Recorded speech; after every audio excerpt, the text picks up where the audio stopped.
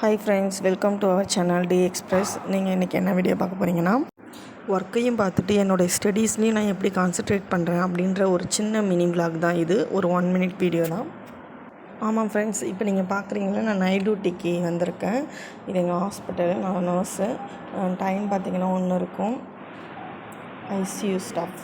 So patient கேர்லாம் பார்த்துட்டு அதுக்கப்புறம் free time கொஞ்சம் படித்தேன். அப்புறம் மார்னிங் ஆகிடுச்சு. அந்த வியூ தான் இப்போ நீங்கள் பார்த்துட்ருக்கீங்க.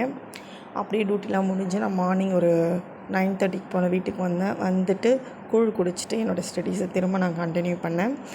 படிச்சுக்கிட்டே இருக்கும்போது பார்த்திங்கன்னா கரண்ட்டு போயிடுச்சு.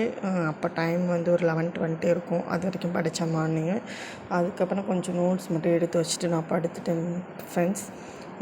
எம்டிஎஸ் பற்றி தான் இன்றைக்கி நான் படிக்க போகிறேன். இன்றைக்கி இல்லை, ஒரு 1 மந்த்துக்கு. ஏன்னா நான் அந்த ப்ரோக்ராம் செட் பண்ணி வச்சுருக்கேன். எக்ஸாம் எழுத போகிறேன் ஹால்டாரில்.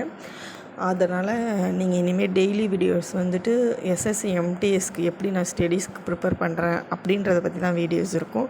ஸோ கண்டினியூவாக ஸ்கிப் பண்ணாமல் நம்ம சேனலை பார்த்துட்டே இருங்க.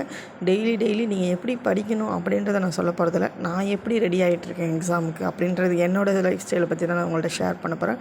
பிடிச்சிருந்தால் நம்ம சேனலை சப்ஸ்கிரைப் பண்ணிக்கோங்க, வீடியோவுக்கு லைக் பண்ணிக்கோங்க. சொல்கிறதுக்கும் வீடியோ போகிறதுக்கும் என்கிட்ட இன்னும் நிறைய ஸ்டோரிஸ் இருக்குது. பட் கேட்குறதுக்கு நீங்கள் ரெடியாக இருக்கணும். ஸோ எனக்கு நிறைய சப்ஸ்கிரைபர் வருவாங்க. உங்கள் கொஸ்டினை கேளுங்க.